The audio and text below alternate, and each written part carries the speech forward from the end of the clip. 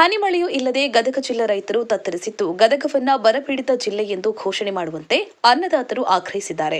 Chennamma ಸರ್ಕಲ್ನಿಂದ DC ಕಚೇರಿವರೆಗೆ ಬೃಹತ್ rally ಮೂಲಕ ಬಂದ ರೈತರು ಬಳಿಕ ಗದಗ ಜಿಲ್ಲಾಡಳಿತ ಭವನದ ಎದುರು ಧರಣಿ ನಡೆಸಿ ಸರ್ಕಾರದ ವಿರುದ್ಧ ಆಕ್ರೋಶ ವ್ಯಕ್ತಪಡಿಸಿದ್ದಾರೆ. ಕಳೆದ ವರ್ಷ ಬೆಳೆ ಬಾರದೆ ರೈತರು ಒದ್ದಾಡುತ್ತಿದ್ದಾರೆ. ಈ ಬಾರಿ ಕೂಡ ಹೆಸರು, ಗೋವಿನ ಜೋಳ, ಮೆಣಸಿನಕಾಯಿ ಬೆಳೆಗಳು ಸಂಪೂರ್ಣವಾಗಿ ಒಣಗುತ್ತಿದೆ.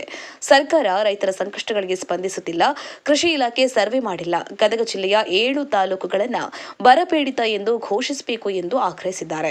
ಇನ್ನು ರೈತರ ಜೊತೆಗೆ ಅನುಚಿತ ವರ್ತನೆ ತೋರಿದ ಡಿಸಿ ವರ್ಗಾವಣೆಗೂ ಒತ್ತಾಯಗಳು ಕೇಳಿಬಂದಿದೆ. ರೈತರ ಹೋರಾಟಕ್ಕೆ ಕಪ್ಪತ್ತಗುಡ್ಡ ನಂದವೇರಿ ಮಠದ ಶಿವಕುಮಾರ ಶ್ರೀಗಳು, ಬೈರನಟ್ಟಿ ದೊರೆಸ್ವಾಮಿ ಮಠದ ಶಾಂತಲಿಂಗ ಶ್ರೀಗಳು ಸಾಥ್ ನೀಡಿದ್ದು, ಗದಗ ಜಿಲ್ಲಾಧಿಕಾರಿಗಳ ವಿರುದ್ಧ ಕಿಡಿಕಾರಿದ್ದಾರೆ. ರೈತರು ದೇಶದ ಬೆನ್ನೆಲುಬು, ಕೃಷಿ ಮೂಲ ಜೀವಾಳ. ಜಿಲ್ಲಾಧಿಕಾರಿ ಸಿಎನ್ ಶ್ರೀಧರ್ ಉನ್ನತ ಹುದ್ದೆಯಲ್ಲಿದ್ದವರು ಸಂಕಷ್ಟ ಹೇಳಲು ಹೋದ ರೈತರ ಜೊತೆ ಸೌಹಾರ್ದದಿಂದ ಮಾತನಾಡಿಲ್ಲ ಎಂದು ರೈತರು ಕೂಡ ಆಕ್ರೋಶ ಹೊರಹಾಕಿದ್ದಾರೆ. ಗಾಳಪ್ಪ ಹೆಚ್ ಹರಿಜನ್, ಗದಗ.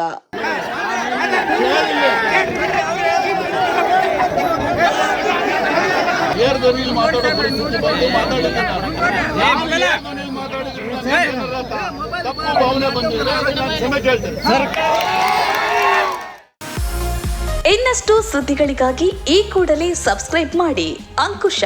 ಇದು ಜನಪರ ಧ್ವನಿ.